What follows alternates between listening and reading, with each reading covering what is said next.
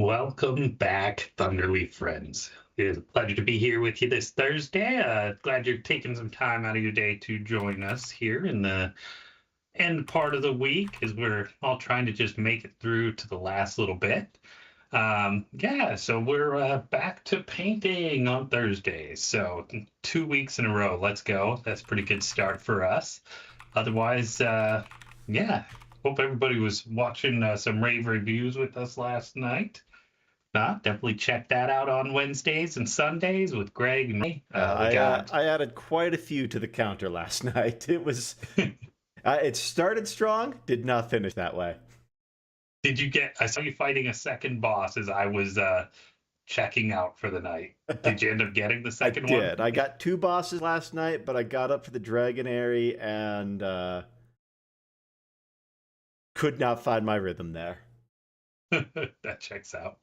I still am in awe all the time that you fight through that game. I appreciate it, man. Last night was a fight. I'm looking forward to finishing 2.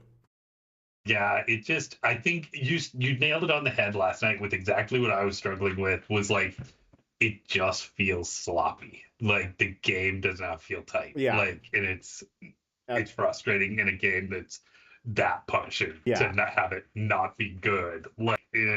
Yeah, and I think you can. That's what people point to when they say that it's missing Miyazaki's touch, is that lack of polish, that lack of refinement. Yeah, but I am having fun with it. It's just when you're 3 feet away from where the guy swings, and all of a sudden you're in his mouth. Yeah, what are you gonna do? Call a bad hitbox, you know? Yeah. It is what it is. You're still battling through. Like, you're allowed to critique it. Exactly. But yeah, otherwise, we got Cyberpunk back on the air starting this last Monday. So we're all glad to be back in the Cyberpunk universe, revisiting our old friends, and Mike just leading that one just so well. He does such a good job with that. Yeah, so, I'm always impressed with the way he runs a game. So if you haven't joined, check that out. We got a recap out where you can catch some highlights, or we've got a couple different recap episodes you can check out, or of course watch the whole thing. It's all on our YouTube channel. So head on over there if you haven't, and hit that subscribe, ding button, thumbs up me. We all appreciate it, every single one. So so today we are back to all about just a little bit of intentional time. We're going to do some painting. We're going to work on this blue-skinned frost giant here we've been working on. We're doing some real nice layering on the skin. Getting a lot of depth. As always, we're going to try yet a new camera angle, so we're going to just shift that around just a little bit for y'all. Give you all a pretty nice view where I can actually brace my hands on the table here, get some good stability. You need stability for doing detail work?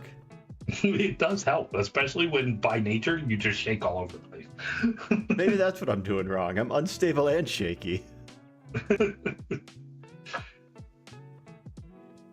As always, let us know if the music needs to come up or down.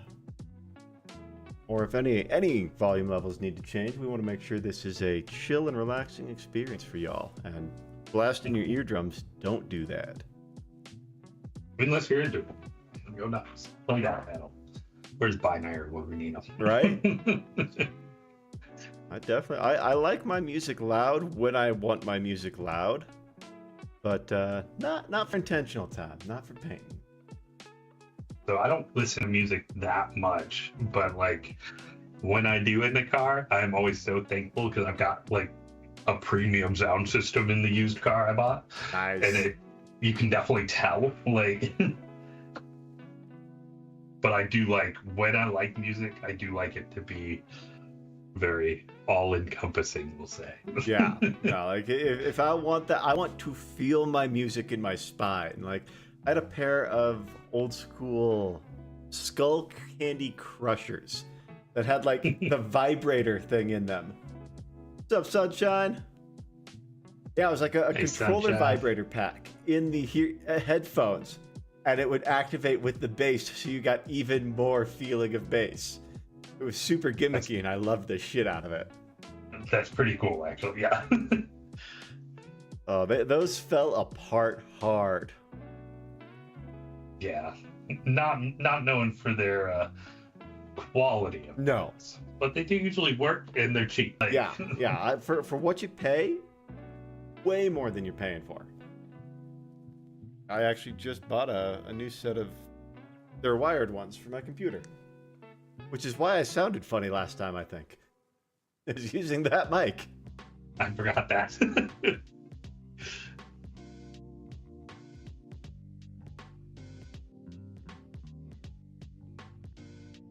So what's everybody else up to today?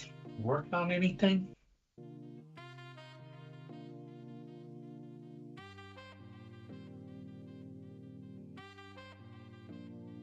I got some new leather stamping tools for the holidays, and I've been playing with those.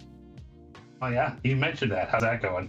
I'm having fun with it. I got back into wet forming leather, so I did a nice sheath for one of my favorite knives. Project I've been meaning to do for years. I love the knife, but it only came with a really cheap and crappy right-handed sheath, and I'm a lefty. So I never really was able to carry it. And finally, I'm like, I'm going to try out some of these new tools. And yeah, I got a stitching pony is the biggest step up in my setup. It is an extra pair of hands. What is it called? A stitching pony. Okay, and what does a stitching pony do? It clamps your piece of leather, so you can like I bolt it onto my desk, and then I clamp my piece of leather that I'm working in it, so that I can stitch it without having to hold it with one hand and stitch it with the other. I can use both hands, and I go twice as fast. Nice. Yeah. I'm really enjoying it.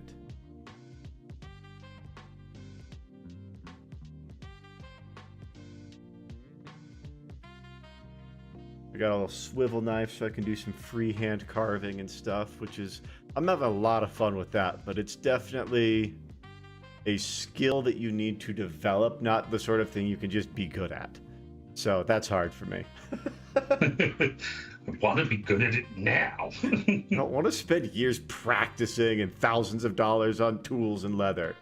I want to be good now for $20.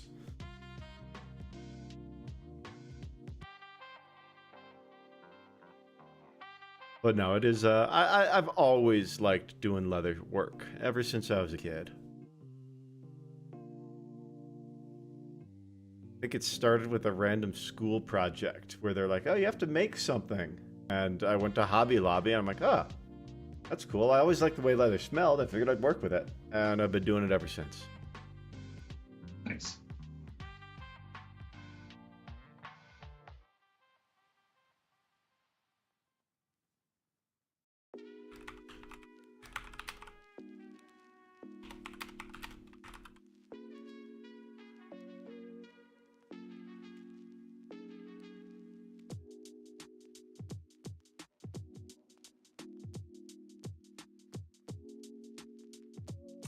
Couple of quick shout outs. Our music today comes from Creator Mix. Again, that's Creator Mix. You can find them on Spotify or on their own website. They are not a sponsor, but they do offer a tremendous library of royalty-free music for creators like us.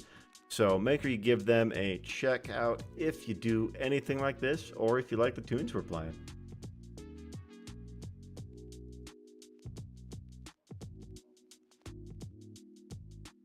You know, we never really gave a shout out to our fantastic producer either, Greg. Oh, so yeah, Greg joined us here.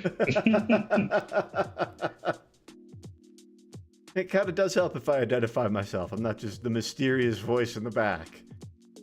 Yeah, I mean, to be fair, if you're watching Thunderleaf, you know Greg. That's true. I am on almost everything we do. And if I'm not in front of the camera, I'm normally behind it. But Thunderleaf is my baby, so I'm happy to do it all.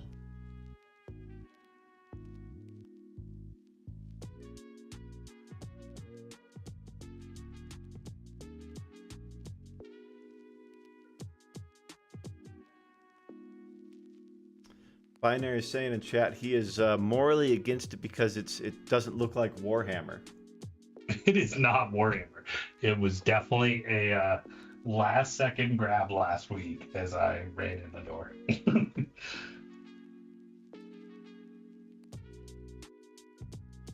I know you couldn't play something like that at an official tournament, but I have seen things where people like 3D print their own like ridiculous monsters, like cupcake monsters and stuff. I think Amy shared something like that with us recently. Yeah, I mean, and to be honest, you can even play a lot of that at tournaments. Like the only place you're really going to run into a hard time with it is at official like game workshop stores, which is not actually who runs most of the tournaments. So it's one of those things like as long as it's clear and you know what it is, like, right, have fun. Like,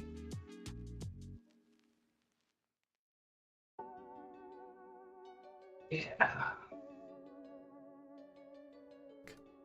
All right, now we get to see even more of that pretty everybody. face.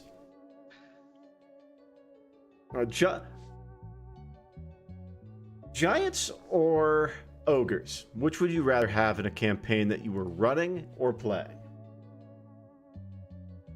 So are we playing as the opponents?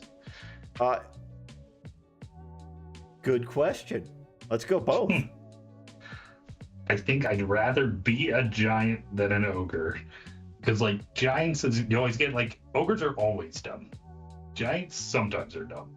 Like, but I do think, like, I always like kind of the dichotomy of them. They definitely both, like, it should almost go hand in hand. Like, a giant universe where everybody is giant-like in some regards.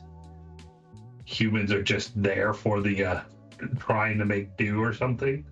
I actually ran a 4th edition campaign, which the party ended up at like a giant fortress or like ogre fortress, and yeah, we all had to play evil people, and it was pretty awesome. Nice. I disappeared there for a second. The cats were misbehaving. Had to separate them. Surprisingly, Lily wasn't the aggressor this time. So your young one is a little shit as well then? Oh, Lily is a total fucking brat. Like, the second she walked in, she's like, yeah, I own this place. Deal with it. Cats these days. No respect. That's okay. She's fucking adorable. That's a trap.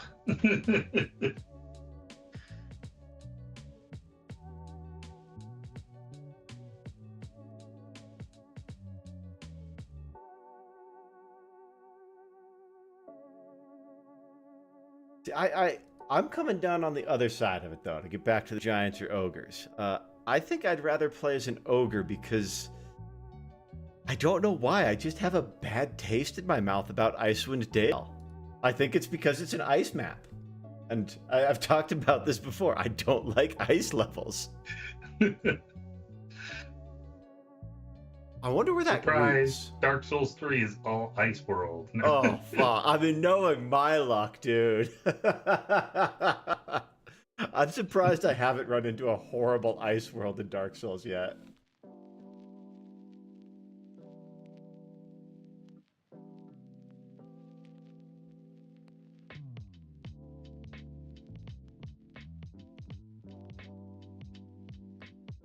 Uh-oh, Sunshine's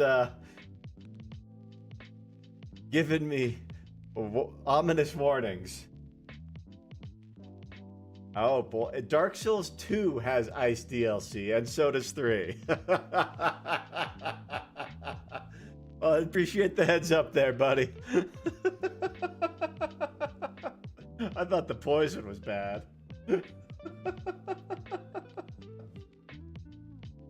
Sounds like it's time to pull the plug and launch that Baldur's Gate parachute.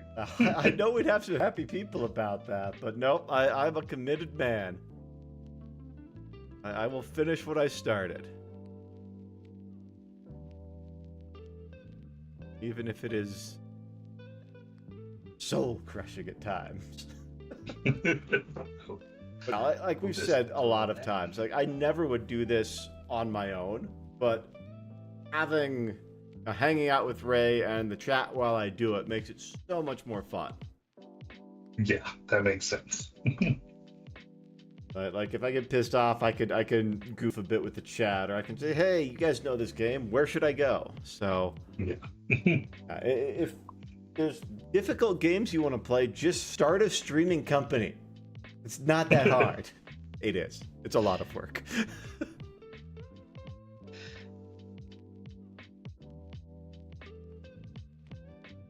Yeah, I mean it's a great way to get through games that you wouldn't otherwise. Put a public commitment to it out there. Exactly. So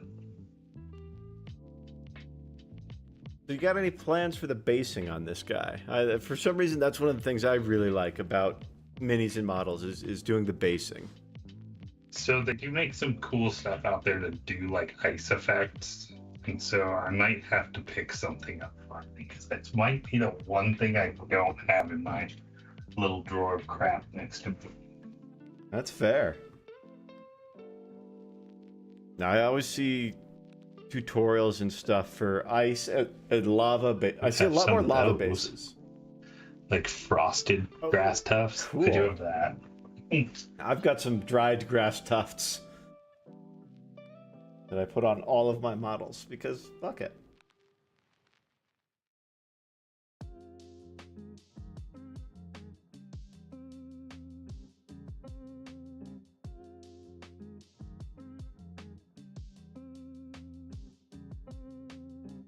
Let's see.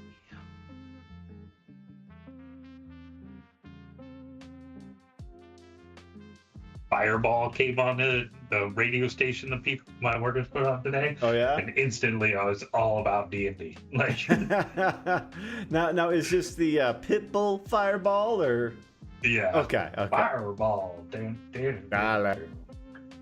Wow, Donnie, we just demonstrated our whiteness with that one.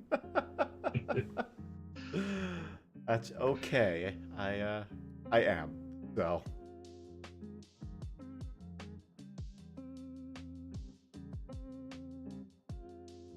That's definitely not a kind of music that I listen to a lot of. I don't think I've ever sought it out really, except maybe to listen to that song. But I've never been unhappy to be listening to Pitbull. I imagine it makes pretty good work. I probably couldn't have told you that song is by Pitbull, to be honest with you. Fair. Or another song by Pitbull. Oh, I couldn't tell you another song, but I know I've seen him on TV singing, and I'm like, okay, that's a jam.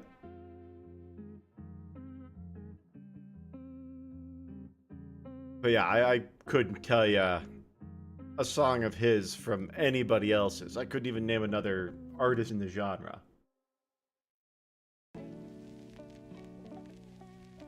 But when they come on my playlist for working out, I move. See, that's something like you were saying earlier, you don't listen to a lot of music, and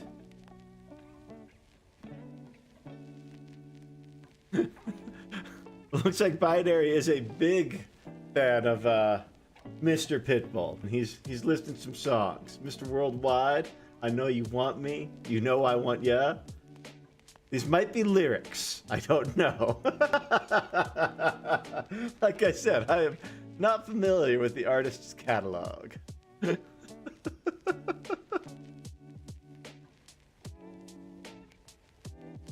But ever since Dispatch came out, Thought Squad has been showing up in like all of my workout playlists, and I'm actually okay with it.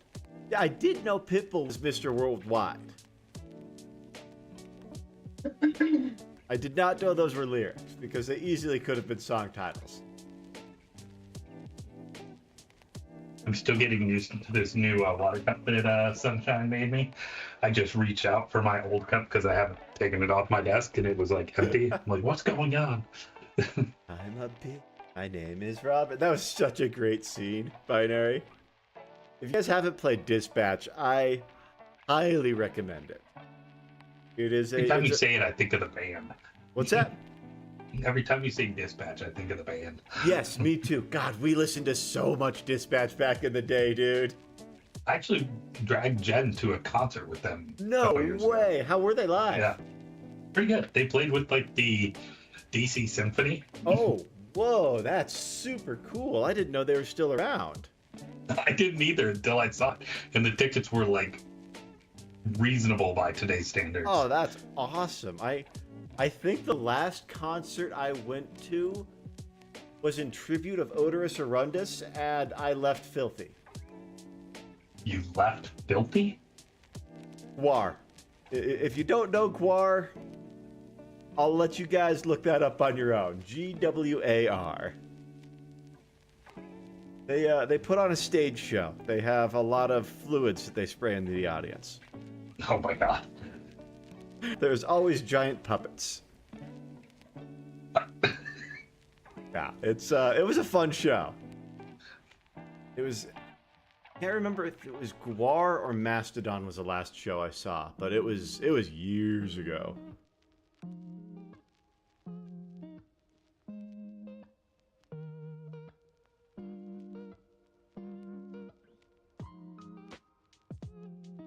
That Binary is familiar with Gwar. Seems like they're in your wheelhouse. Musically speaking, I don't know if that's the kind of show you like to go to. It's a very specific kind of show.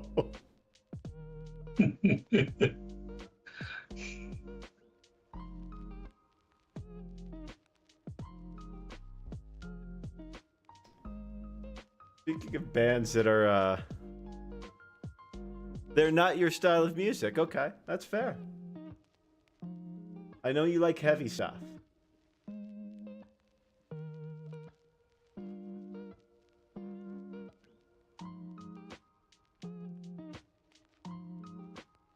I totally lost my train of thought on that, though.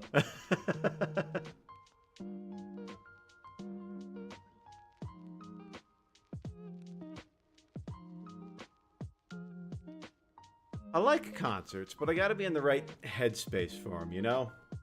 It's a lot of people. So many people, and it's so loud and so hot. And for the longest time, I always had to drive like an hour and a half each way, so that was just an extra layer on top of it. And that was to go, what, like 3 or 4 miles out there in California? I mean, it was probably closer to 30, but still. That's fair. Gwar is definitely, they are a lot. They are, even for me, they are a small dose band. Sort of like the Misfits. I love the Misfits, but only in small doses.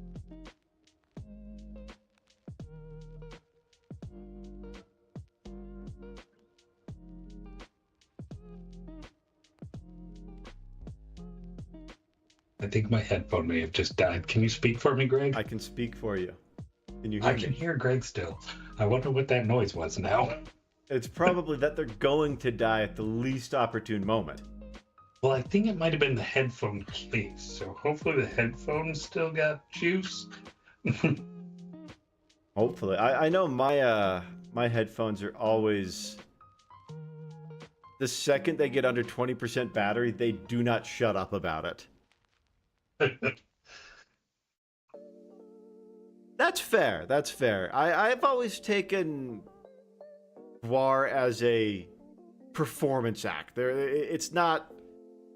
I don't take them seriously as they are very seriously talented musicians, but what I get from them is more of a performance piece. They are play acting these... I mean, that's their whole shtick, is that they are intergalactic warriors. Interdimensional, I can't remember. Whatever they are. Yeah. And it kind of comes out of the same tradition of the Misfits leaning into that anarchy and Satanism that they're all accused of doing back then.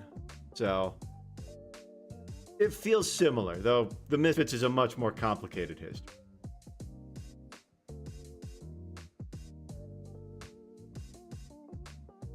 I was listening to them this morning, though.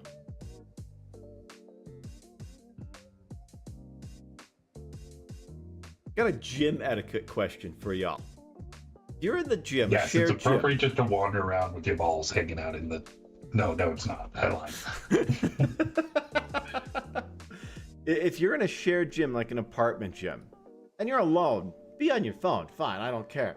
But if somebody walks in, are you going to continue having your very private conversation about your weird ass dreams while a total stranger is 2 treadmills away? No. Okay. Absolutely not. Okay. So that was weird that this person in the gym was doing that this morning then. Yeah, bet. Okay. I want to, I don't get out much. I wanted to make sure that the standards hadn't changed that much.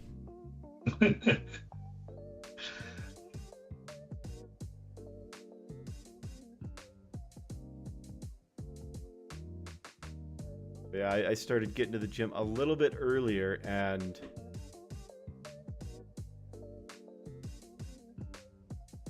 catching some of the pre-work crowd occasionally. Yeah, normally when I was going around 7 o'clock for a while, and there was nobody there because everybody's commuting at that point. But if I get up there closer to 6 o'clock, then there's a little bit of the pre-work crowd, and I've got to share the gym.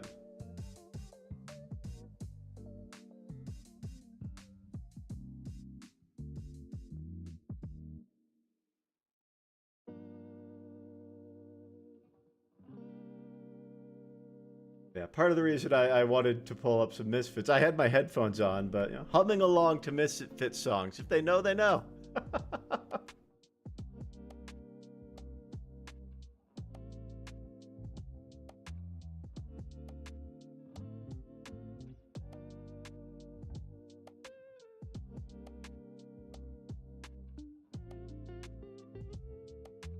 I also was half tempted to offer my interpretation of her weird ass dreams.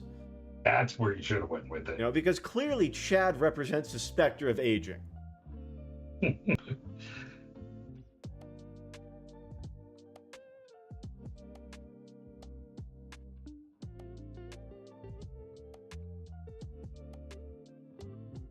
That's the one downside to the headphones that I have. I really like my open ear headphones for a lot of reasons, but they are a bit rough if somebody is talking around you.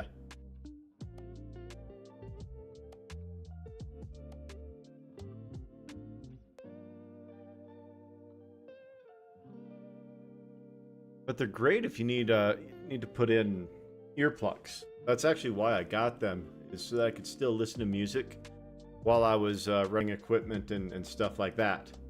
Because I like being able to have my ears protected. I've got very sensitive ears, so like even running a loud vacuum hurts my ears. So I like being able to put my ear pro in, but still have my music, because if you're running laps on a mower, I mean, you know how exciting that is, Donnie. Oh, yeah. Never wear shorts if you're mowing, guys. Never wear shorts if you're going to be sitting on a mower all day long. I learned that lesson the hard way. What's up, Ray? We'll forgive you this time. Yeah. We'll dock your pay. It's okay. Oh, wait.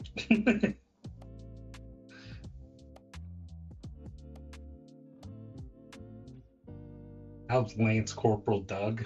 No, that's not right. But it's Chief Petty Officer Second Class, Echo. You missed gym etiquette discussions and an exploration of the musical evolution from Misfits to Gwar. Did I miss anything? that sounds about right.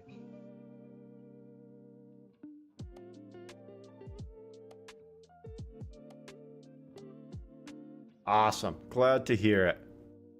Doug is doing well, Donnie. Well, We've been chatting tonight. It's been a wild one.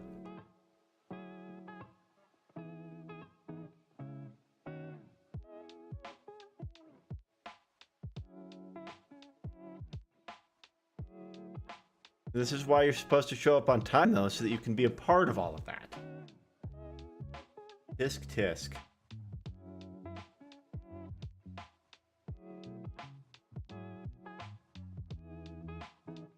Are you familiar with Guare?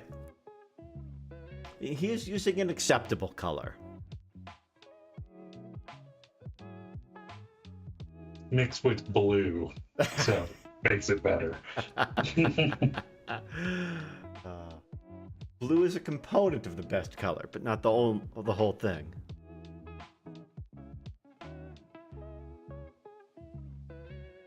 Oh, wait, yeah. Brave Team Blue. So, yeah, I am using some purple, but it's for the dark spots. And it's only because it's just a dark blue. I'm gonna let you look up what Guar is on your own. I don't want to sully that exploration. But they came up because they were the last concert I went to, I think.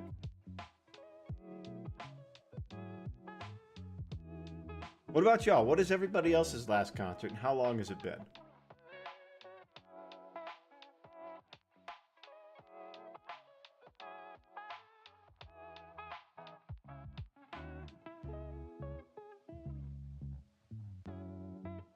Binary, yeah, I like, I do enjoy introverted and emo music, and metal as well, but almost always I go instrumental.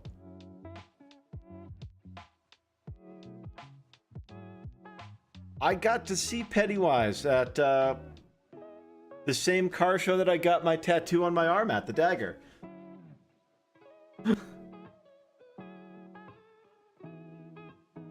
And friend, you need to go to a concert. That's been a minute. Even by my standards, and it's been almost half that long for me.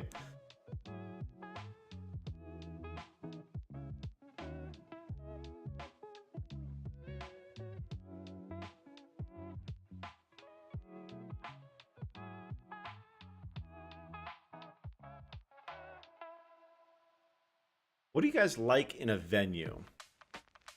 That's exactly what Donnie and I both said when we were talking about it. It's just there's too many people. I like one every 10 years or so, and it's about time. I like in a venue, I like to have plenty of space so that when I do have that there's too many people, I can just step back. Seats are a fantastic one. But most of the venues I've been to that have had seats have been huge, and that's too many people for me. I'm very picky about concerts, apparently. Well, as well as with like big one nowadays, like we were just looking at My Chemical Romance tickets that's coming through, and like the cost is unreal. Like for a company that's nearby, a washed up band, like. Yeah, like for a band that was huge when we were in high school, what they were 20 years ago, yeah, is insane.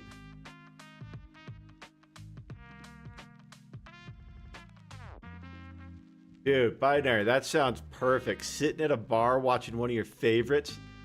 I'm not saying they're necessarily washed up, but they are definitely getting long in the tooth.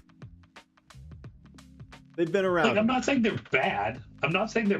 But they are a 20-year-older version of themselves, playing the songs from 20 years ago. Like, yeah. Over 20 years, your voice does not stay the same. Like, also, some of the stuff they sing about, like, thoughts. It's okay for 20-year-old dudes to sing about, but 40-year-old dudes singing about? Yeah. Uh-oh, we got Donnie couch duty tonight. Yeah.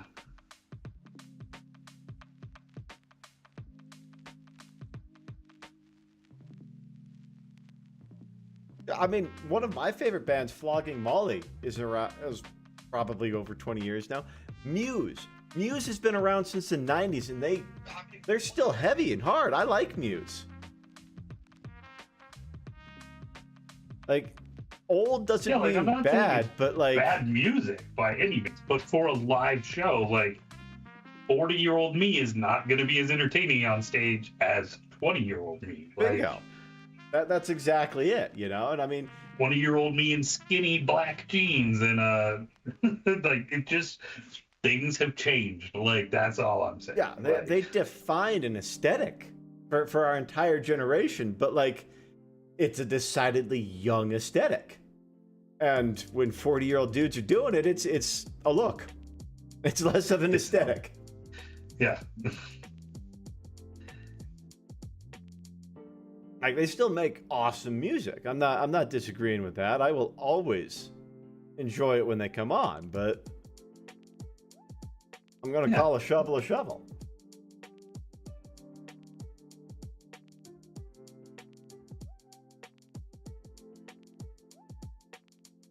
I mean, dude, I listened to AC/DC. They're still fucking touring. At least they were a few years ago. That's another perfect example. Like, and tickets for them, wild. Oh, like, God, astronomical. The Eagles, an even older band. Like, I remember some of my family dropping like over $1,000 for Eagles tickets. Yeah, like wild. Not a chance that it is worth that. Like, no. I'm sorry. I don't even think the Super Bowl is worth that. Granted, y'all know how I feel about football. Completely neutral.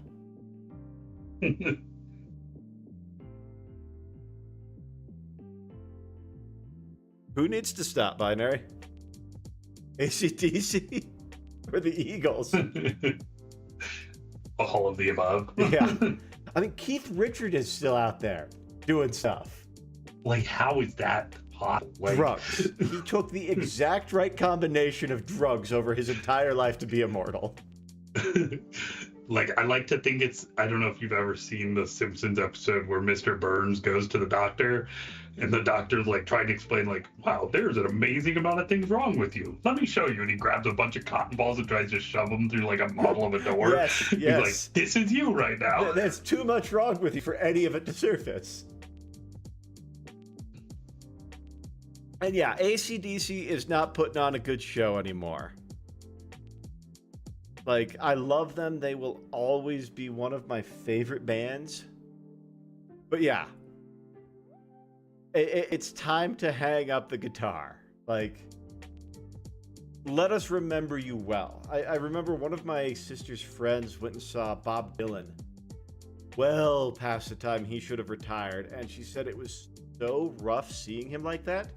It kind of changed her opinion of him as a musician overall. Because that's all she could think of anytime she heard him anymore. Is just this frail old man trying to play the songs that made him famous.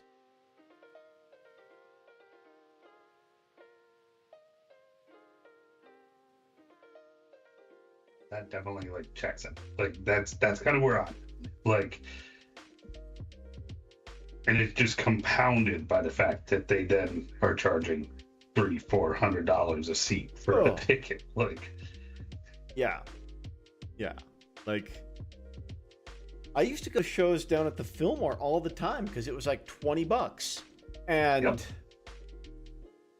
we were at 16 years old able to afford to just go to a show like on the weekends. There was a period, there was like a 2-year period where I did not miss a single Flogging Molly show in Colorado. Because I could afford to go to every single one. Like, I really miss those days. But yeah, I mean, I'm sure I haven't looked because Dave King was dealing with some health stuff. And like I said, I haven't been to a concert in about a decade. But like, I'm sure those are probably $200 tickets for floor.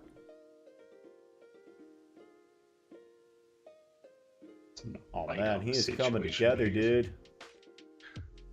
So that skin is really getting a lot of depth to it. Yeah, that looks so good.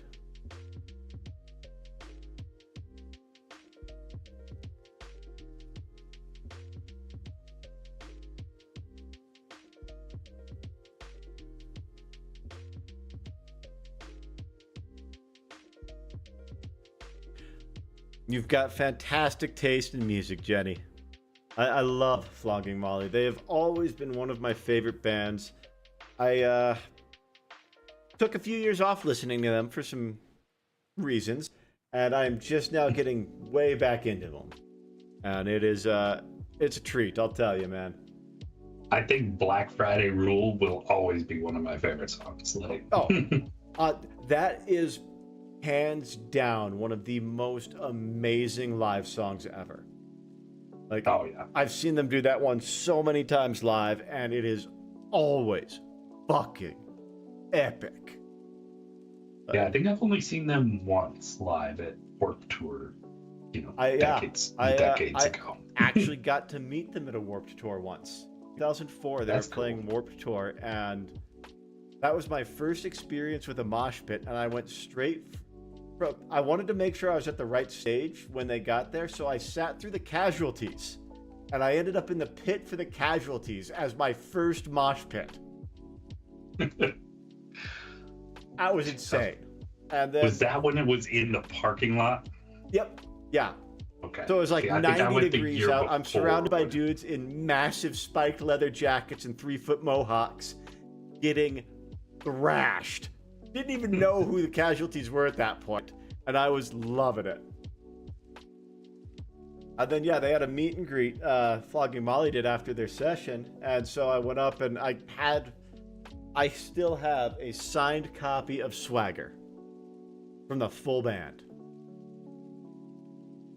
That's awesome. Yeah, it is one of my favorite musical artifacts. It's on the top shelf of my bookshelf, so I can always see it.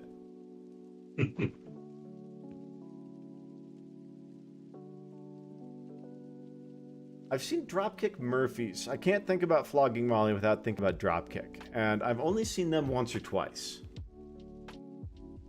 That was my ex's super favorite band, so I saw them a couple of times. And they put on a good show. It's a fun show. It's a very lively and energetic show. It feels, at least when we saw them, it felt much more like a small punk show than the big produced experience. I don't know, Flogging Molly was a much more refined thing, whereas Dropkick Murphys felt very punk. I agree.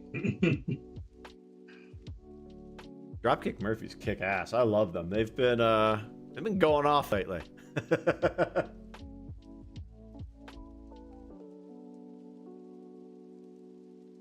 Yeah, they were fun to see in concert. Yeah. I don't think I ever saw Dropkick Murphys, but I think I only saw them the once. If I saw them twice, the other time was at a Warped Tour or something like it. Yeah.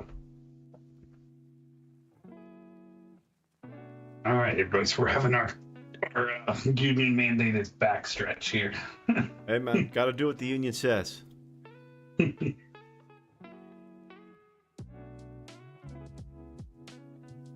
Low-key think I need to take something like a heat gun to this guy and just make him stand up a little more. He is He's leaning a lot. He's I feel like he's leaning down to smash something, but it's definitely a little bit of a little too far. yeah, pull him back 5 degrees, and I think it'd be perfect. It'd have the right motion for it. You're smart. You're I'm going to use a heat gun. I would have just tried bending it and snapping him at the knees. Well, so whatever plastic that Wizards makes these little figurines out of is definitely a little bit rubberish. Hey, Donnie, so it definitely does have some. What's the battery on your phone? Because oh. Yeah, that would be very dead. Wouldn't be TLG without some tech issues.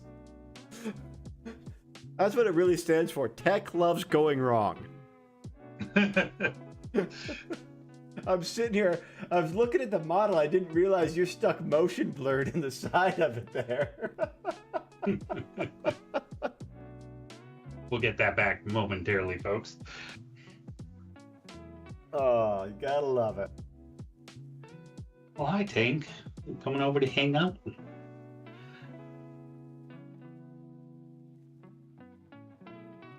I was talking to Donnie about this before the show, but we've been having some crazy, unseasonably warm weather here. It's January in Colorado, and in the whole world, in fact.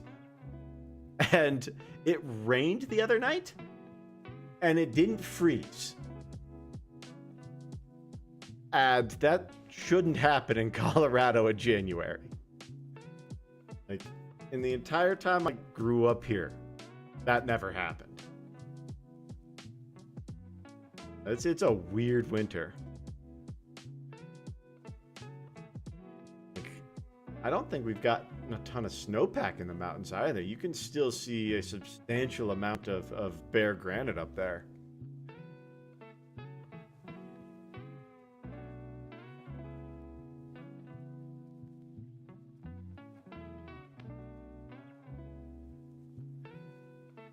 All right, so camera is back.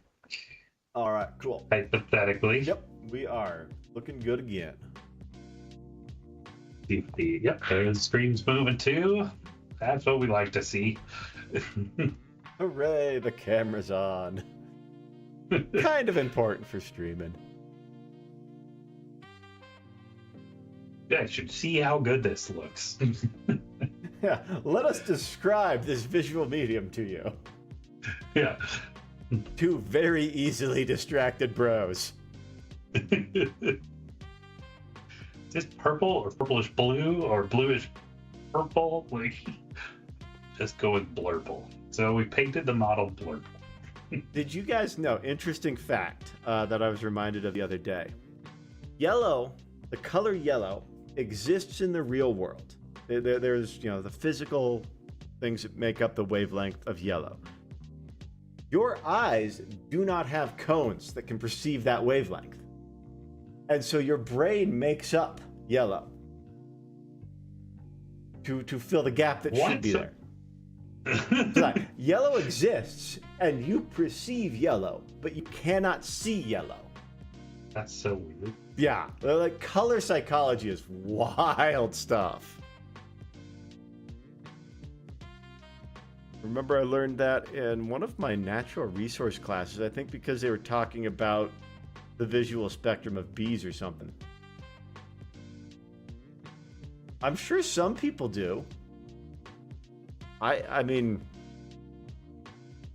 I'm not one of them, but I'm sure they exist, Ray.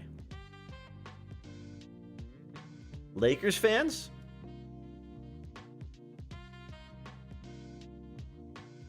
Oh, wait, you said anyone? Okay. I was trying to make a joke about Lakers fans. I had a bad time with the LA sports fans in general. They're let's just call them a passionate bunch.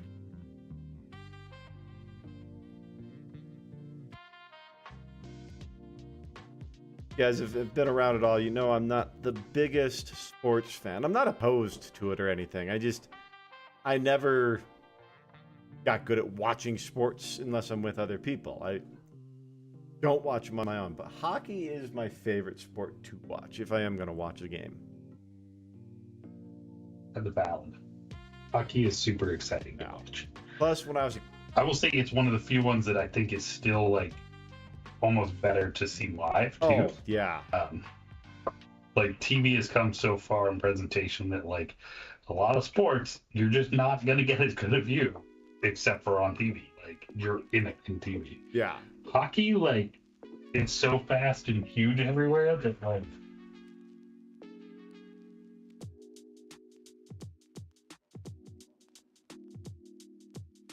Yeah, I played a bit of hockey as a kid, roller hockey, and it's a fun game. I like it. But one of the reasons I was drawn to it is when we were kids, the Avalanche had just moved to Colorado. And so that was a huge, like, regional cultural event. Yeah.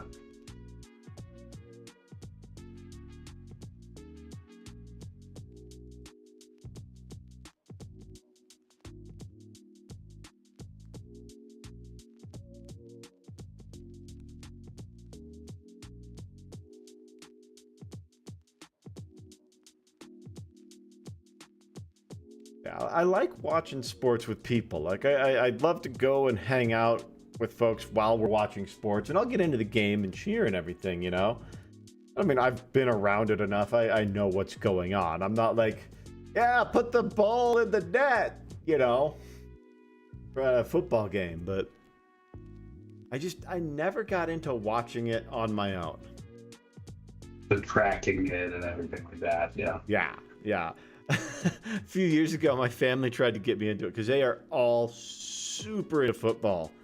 And they're like, yeah, we'll have you join our family fantasy league. And so I went over to the draft party, and without meaning to, I picked everybody's like favorite players that they wanted. So I had this amazing dream team. By week 2, I had forgotten about the entire thing, and everybody was so pissed off at me for taking their players and not trading them. I was not invited back this year. Just took out all of the best players. Just locked them out of the whole thing. That's great. Yeah, one of my sisters is still actually a little upset at me for stealing her quarterback. I was like, deal with it, Em.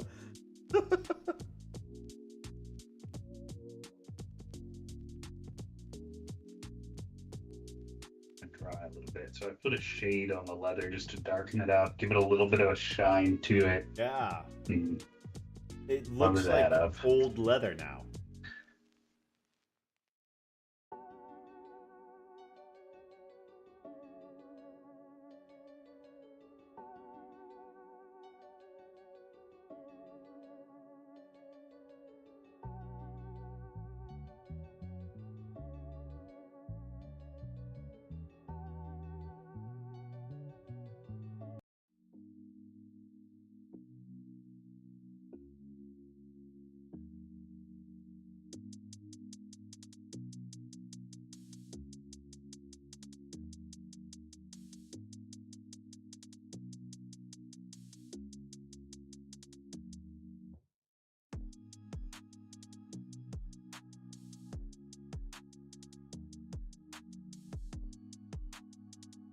I recently got a new leather coloring product called Vintage Gel. Anybody who does a lot of leather work will be super familiar with this.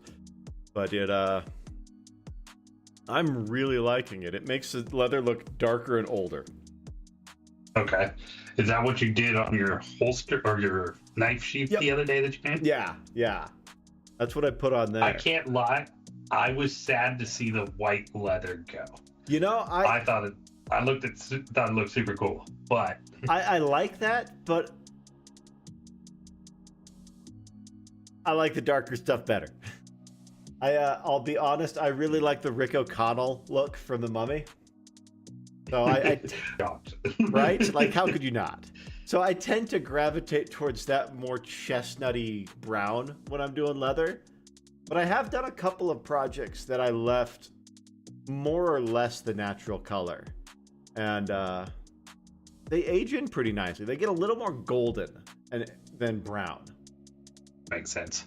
But yeah, I might do another sheath with the because I got another nice protectant that actually doesn't darken it, which is rare. Normally, when you put a treatment on it, it makes it a lot darker. So I might try something that doesn't have the darkening element. See how that ages out for me. Because, yeah, aged leather looks so cool. One of the things I liked about working in parks is I was able to actually field test any of my leather work that I wanted to and see how it would hold up out in the field. And I had a lot of fun with that. Getting actual practical use out of your craft. Exactly, yeah. Like, there are definitely some designs that, like, I took it out in the field once and I'm like, oh, that's hot garbage. And there are some that I still use to this day.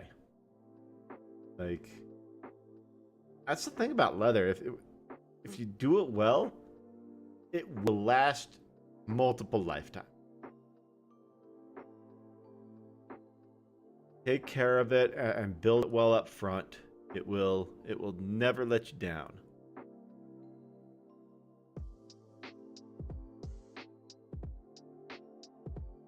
put a little texture on the base, and then we'll come back and turn it into more of an ice look. For some reason, you just got real quiet. Oh, interesting. Let me bring that on over here. Having the mic within proximity does help.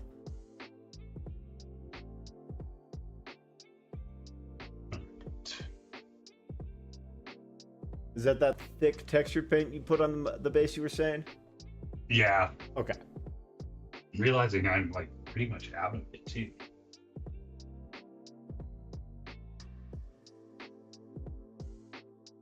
Gonna have to buy more paint. Aw, shucks. Oh, darn. You have to go to the toy store and buy more paint. Shucks. I've not been to either of my LGSs in a minute. I should do that. Last time I went to them, it was to drop off applications. Never got back to me. Guys, Binary and Sunshine will certainly tell you it is pretty cool to be like first name with your local game shop. Like, Yeah. Just walk in and be like, oh, look, this is what it's supposed to feel like in a small community. Yeah, no, I've had that before. I when I was running Adventure League games out of Game Ogre in Oak Park. Check them out if you're in the area. Fantastic little game shop. Yeah, I was on a first name basis with that guy, the guy who owned that shop, you know. And yeah, even if I wasn't running a game, he'd let me play for free because I ran so many damn games out of his shop. I do miss running Adventure League games, but neither of my locals have an Adventure League, and I am not the right kind of person to get one up and running. Like, I'm the right kind of person to say, hey, we should do that, and to find that guy, but I'm not that guy myself. Like, everybody on the Thunderleaf team knows I'm a great idea man. But there's a reason Donnie makes a lot of decisions. No, I try to play the counterbalance. Like, dude, that's a lot of work. Yes, yeah, that is something I am horrible at, is just making mountains of work for myself. Greg lives to please everybody. So he's like, oh, somebody wants this? We're going to do another stream. Like, if it was up to Greg alone, like, Greg would just live on the internet, I think. You're not entirely wrong, man. Maybe I should just start doing that, like, I show speed type stuff. Just lifestyle. Yeah. We'll just, what was that Jim Carrey movie? Truman Show. Dude, that movie fucked me up. Like, that movie made me feel like I was always being watched for years after I saw it. It's actually really surprising I decided to start an internet streaming group after that show. Because, yeah, I actually had, like, legitimate paranoia after I saw that for a little while. I can see it. I can see it. You never saw Truman Show? No, I did. Yeah, like, I could see the trauma, though. Like... Oh, okay. Okay. Yeah. You were looking for paint, so you got a little muffled. That makes sense.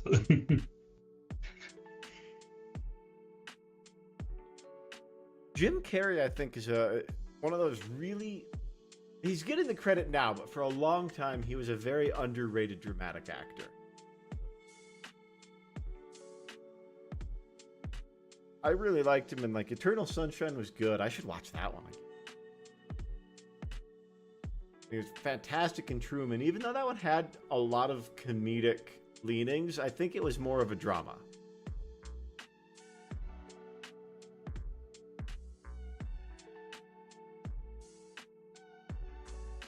But what about y'all? What's your favorite Jim Carrey movie?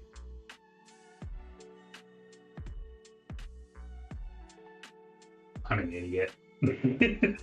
What's that? I'm sitting here painting. There's not much of a rim on this thing, so my hand was just in the mud. Oh, okay. Like... Yeah, that makes sense. That's part of painting, is you just get dirty, right? At least I Oh do. my gosh, I think there's some unique texture down on the base.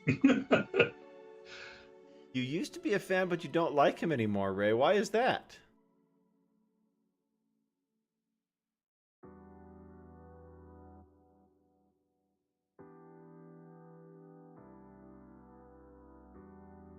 What's up, ALC? How's it going, friend? Oh, is he? I did not know that. I will have to do some reading. That sucks. You know who's not kind of a douche? Keanu.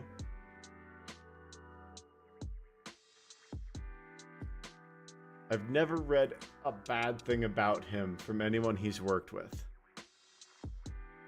Oh, that sucks about Carrie. If you don't agree with him, you're wrong. Yeah, there's no need for that. Like, one of my favorite things as a leader and as somebody who was looked to for solutions in my field was learning from people who had no idea what they were doing in the field.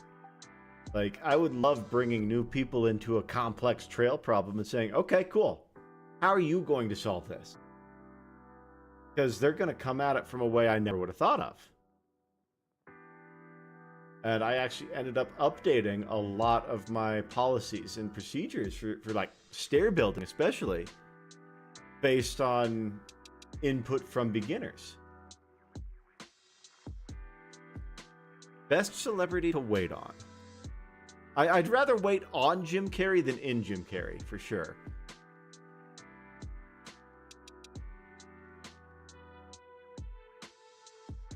I knew somebody who worked on a Guy Fieri show, and he's apparently pretty cool. I can see that. Yeah, like, it's going to be one of the two extremes with him, I think. Like, Yeah, right. With so many personalities on TV, it's probably one of the two extremes.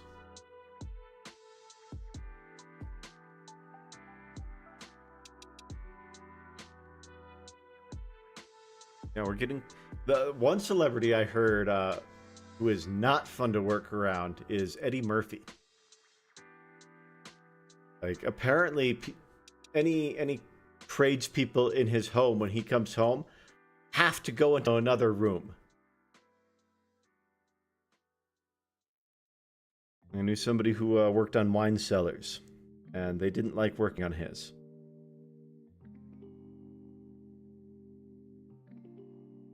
That's one of those things about California that is very distinctly California. I'm sure you get a lot of it in like New York as well, but it's so easy to just find yourself working with or near celebrity in some way or another. Like the guy from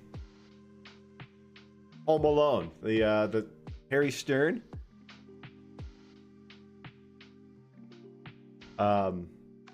He just got in trouble, but his son was a senator, and he was at my park opening. So yeah, it's just weird.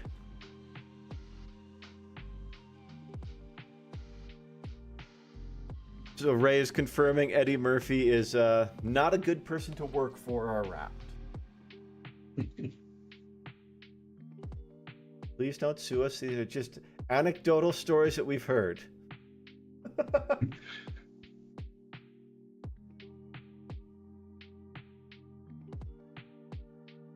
If we have anybody new out there too, just shout out to you. Feel free to join us in chat. We want to hear from you. Hit that like, subscribe button. Yeah, definitely. We want to hear your opinions on sports and music and celebrities that are assholes. Or you know what you're crafting this week. That too.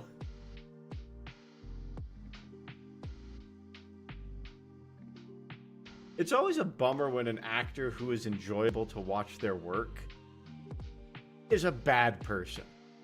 It makes it harder for me to enjoy their work.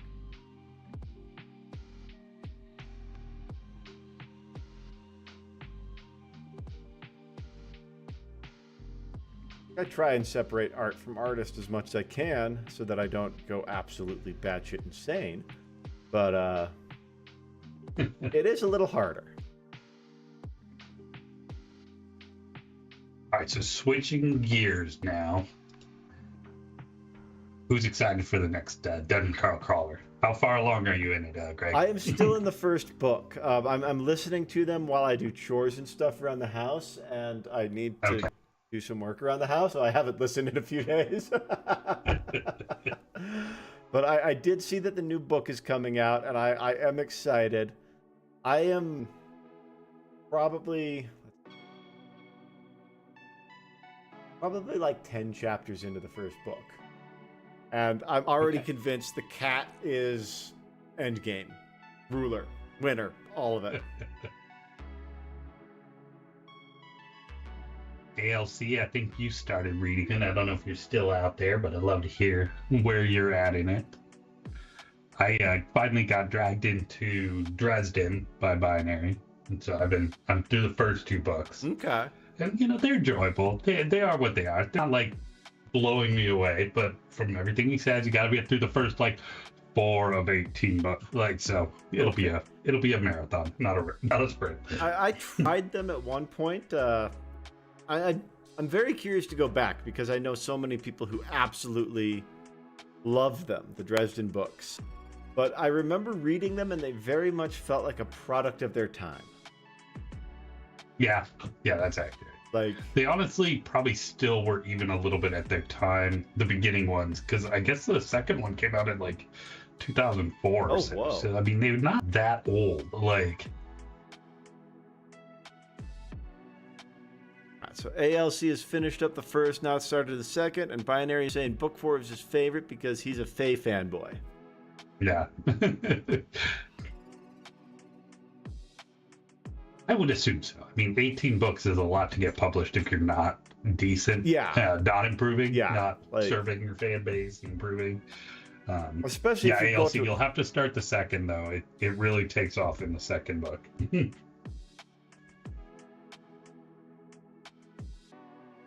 Oh, I was reading some really fun books. The Dispatcher, that's what it was. The Dispatcher series. I can't remember who writes those. That's Scalzi? Yes, Scalzi. Yeah, Scalzi. I always like Scalzi, but those are particularly fun.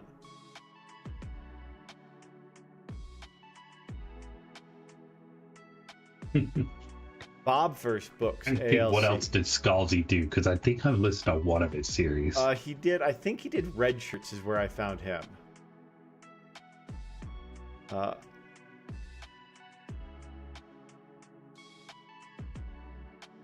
Okay, so once it gets out of Chicago in book 6 or 7, it really starts to take off, Binary saying.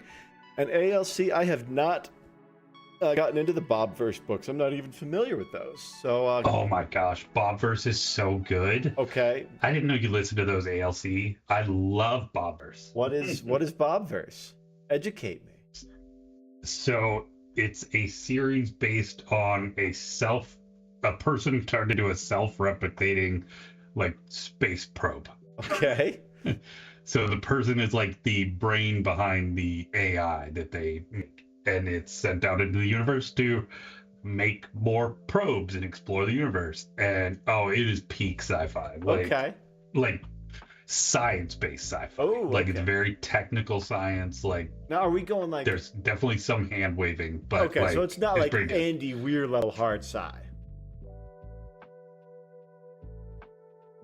It would be kind of crossing the line between Andy Weir and Dungeon Crawler. Okay. Carl. We'll have to check that out because I'm loving Dungeon Crawler, and Andy Weir is one of my absolute favorite authors right now. Yeah, it's definitely a heavy recommendation. Yeah, I really loved The Martian. Was obviously fantastic, and then the movie was amazing. I really liked the one that he did between The Martian and Hail Mary, Artemis. I liked that one. Okay. It's definitely his least popular, but I will say I think it would have made a better movie than Hail Mary's going to make. Artemis? Unpopular opinion there. Oh, Probably, I think but Artemis would have made an amazing movie. It's got a much more colorful. Well, it's got more than 2 people in the cast. yeah. Like, Artemis had some fun action sequences. There was a really cool exploration of space settlement culture and like how stratified that can get. And I just thought it was fun. It was much more fun than his other 2. So I know what Scalzi book I read was Old Man's War, which was really good. Okay, yeah, I'm pretty sure the one I got into him was Red Shirts.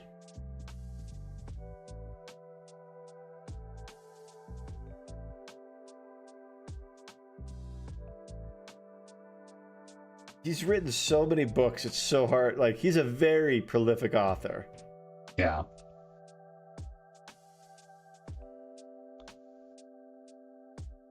Well, I am kind of stuck on this model at the moment. I'm pretty much where I want it to be in general. I'm pretty happy. There's some nice blending. It could be a little better for sure, but we got lots of depth. But that base is just not dry yet. Yeah, there's only so much you can do with thick paints and dry times. Yep. But yeah, it's coming along nicely. Yeah, dude, it's looking really sick. I think it looks awesome. Yeah, I haven't done something with like a lot of flesh in a while, like especially, and then you do it in a weird color scheme, makes it real hard to like kind of think about that. But yeah, no, the depth. I definitely want to do more like flesh tone type stuff like that.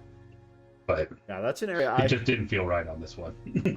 I haven't done hardly any flesh tone in my mini paintings, and so that's definitely an area I like to explore. And yours looks really good there, man.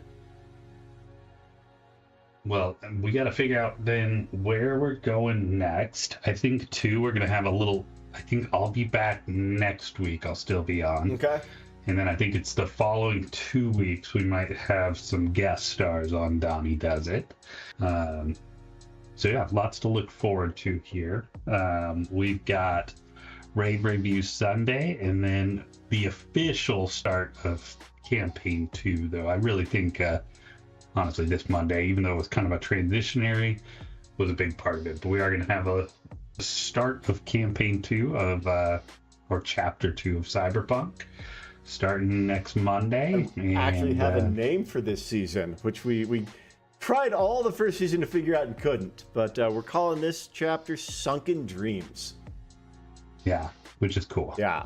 And I think the reason for that will become evident over the course of play, from what I understand. But yeah, we are all extremely excited to get back to Cyberpunk.